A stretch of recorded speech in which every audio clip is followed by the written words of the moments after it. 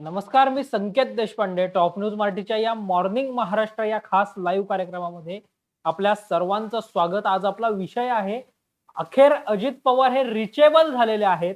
मात्र प्रश्न हा आहे की अजित पवार हे 48 तास होते कुठं आणि अजित पवारांचं नॉट रिचेबल होण्यामागचं नेमकं कारण काय होतं?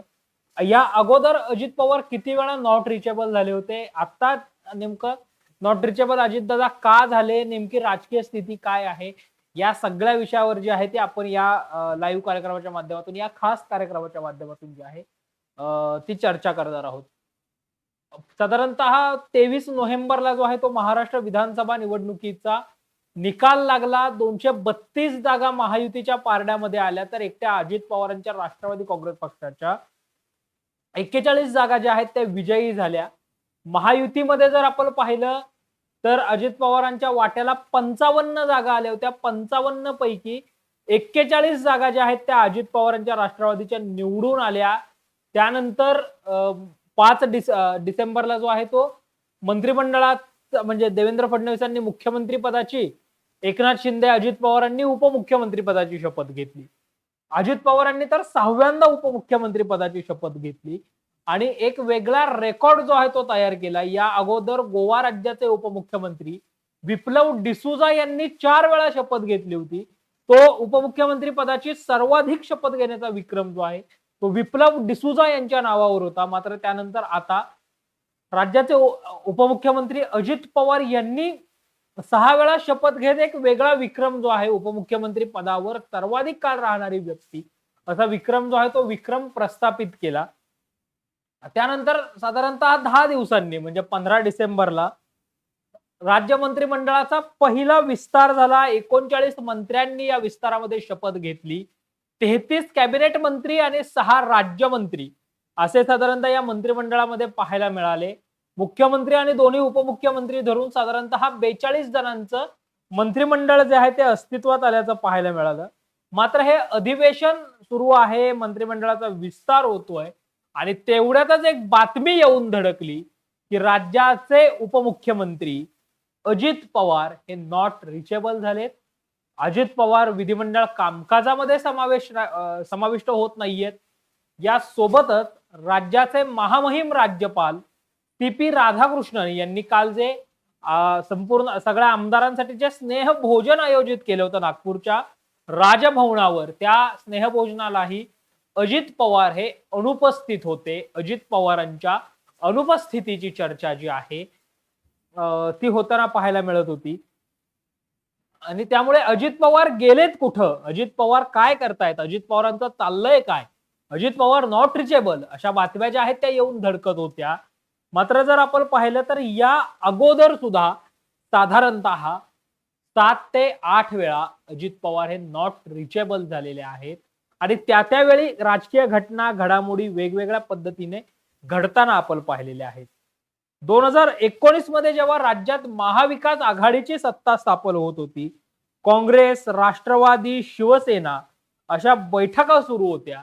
ही बैठक सुरू असताना नेहरू सेंटर या ठिकाणी बैठक सुरू असताना अजित पवार अचानक बैठकीतून उठून गेले आणि त्यानंतर अजित पवार जे दिसले ते थेट देवेंद्र फडणवीसांबरोबर 23 नोव्हेंबर 2019 ला उपमुख्यमंत्री पदाची शपथ घेताना. त्यामुळे अजित पवार नॉट रिचेबल झाले की राज्याच्या राजकीय वर्तुळात भूकंप घडतो, अशी साधारणतः एक समीकरण जे आहे ते बनल्याचं पाहायला मिळतं.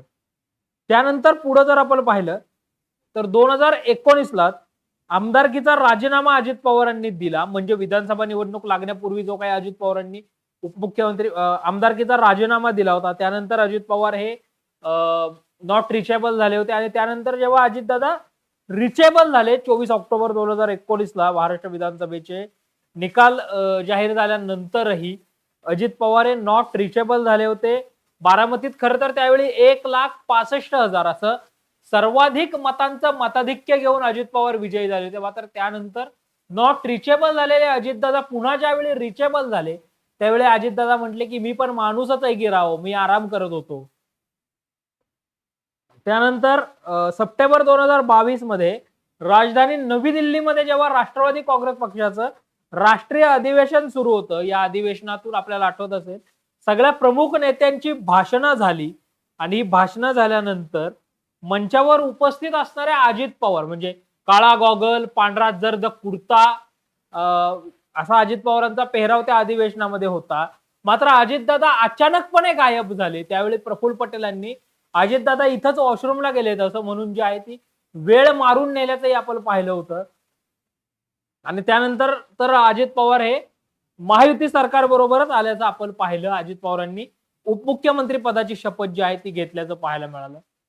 त्यानंतर नाशिक आणि शिर्डीत पक्षाचं अधिवेशन ज्यावेळी आयोजित करण्यात आलं होतं त्या अधिवेशनातूनही अजित पवार गायब झाले, नॉट रिचेबल झाले खर तर. आणि 7 दिवसांनी जेव्हा अजित पवार हे रिचेबल झाले त्यावेळी 7 एप्रिल 2023 ला त्यावेळी जे अजित पवारांनी असं उत्तर दिलं होतं की मी परदेशात होतो, मी पक्षाला तसं सांगितलं होतं त्यामुळं आपण नॉट रिचेबल होतो. त्यानंतर 7 एप्रिल 2023 ला अजित पवार नॉट रिचेबल झाले होते. पुण्यातल्या बारामती हॉस्टेलला असणाऱ्या सगळ्या नियोजित बैठका, दौरे, कार्यक्रम झाल्यानंतर अजित पवार हे नियोजित कार्यक्रमासाठी निघाले. मात्र कार्यक्रमाला पोहोचण्याऐवजी अजितदादा हे नॉट रिचेबल झाले आणि तिसऱ्या दिवशी माध्यमांनी जेव्हा त्यांना प्रश्न विचारला, एका ज्वेलर्सच्या कार्यक्रमाच्या दरम्यान अजित पवार ज्यावेळी पुन्हा रिचेबल झाले त्यावेळी अजित पवारांना माध्यमांनी अर्थातच हा प्रश्न विचारला की दादा काल नॉट रिचेबल होतात, कुठे होतात, अचानक दौरे का कॅन्सल झाले? त्याच्यावर अजित पवारांनी असं उत्तर दिलं की मी माणूस आहे, मला पित्ताचा त्रास होत होता आणि म्हणून मी नियोजित सर्व कार्यक्रम जे आहेत ते कार्यक्रम रद्द करून घरी आराम करायला निघून गेलो होतो.